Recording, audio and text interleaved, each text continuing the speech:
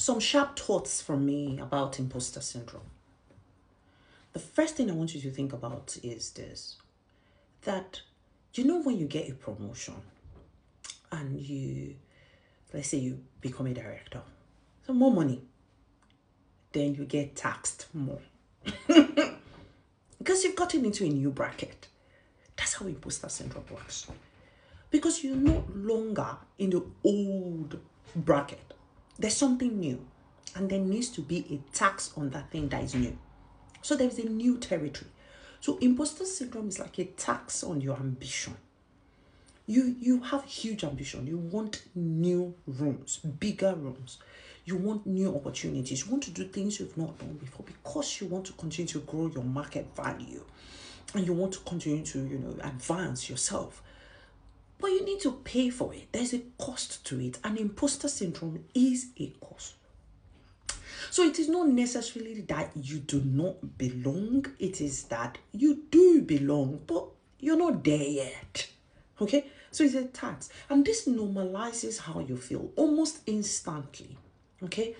In the first year of you trying something new, trying a new business, trying to put yourself out there, being promoted and you're in role, there will be turbulence. That is imposter syndrome. There will be turbulence. You would have this very, very, very sharp learning curve, and you would really want to navigate through it, and you will feel like you're not ready, but you are. It's just you are in the early days and it's a new thing. Okay, so I need you to understand that you need to pay a tax on your ambition, and that is imposter syndrome. There is a part that time and repetition plays.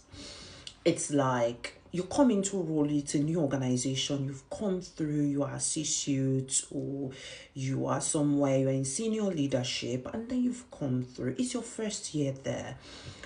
In terms of time, you're low on time. In terms of repetition of the same things that you would have to do, you're very low on that as well because you're very new. Now, you may be coming through with a lot of transferable skills and experience, but when it comes to you showing up in that particular role, there is a role that time and repetition plays. So you are still on 0, 1 month, 2 months, and in terms of repetition, you've only had a quarter of showing up at work and delivering value. So you must give yourself a lot of grace in that from that perspective, because you're not a fraud.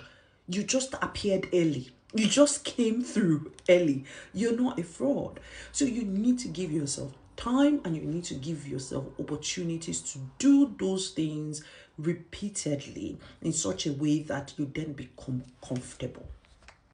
This is the bit that I need you to understand. When it comes to your career, there's a lot of performance that you need to get used to doing. Performance. Because by nature, there are some things that you would typically not want to do because you feel like it doesn't really matter. It doesn't, do we need to do this? Do we need to do that? To you, it may not matter, but for others and for the decision makers and for your bosses, it does matter. And that is where performance comes through. It's not like you're gaming something or you're being fraudulent, or it is because to you something may not make a lot of sense. So for instance, you may not be too much of an in-detail person, or you may be the email person. Let's email, I don't want meetings. Well, you have a boss who likes meetings instead. So for you to be successful in that arena, working with this person, you need to be performative, and you need to be thinking, okay, if we like meetings here, all right, well, okay, let's wake up the meeting side. Okay, we go to meetings, we talk in meetings. Now when you are inside, there is a high chance that you can change things, but you will need to learn the fact that when you're working with people, a lot of performance needs to go in there. May the best performer win. So it's quite critical that you think about this. The last thing I will say about performance is your pre-intentions. You need to pre-intend almost every single thing if you want to be successful in your career. You need to pre-intend. You want to go and have a meeting with your colleagues, for instance. You must sit back down with yourself first and say, what do I want to get out of that meeting? That is pre-intention.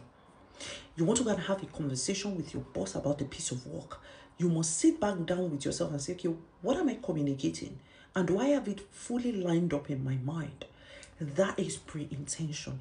Pre-intention is a form of performance, which is that I am going to act the results that I want to see.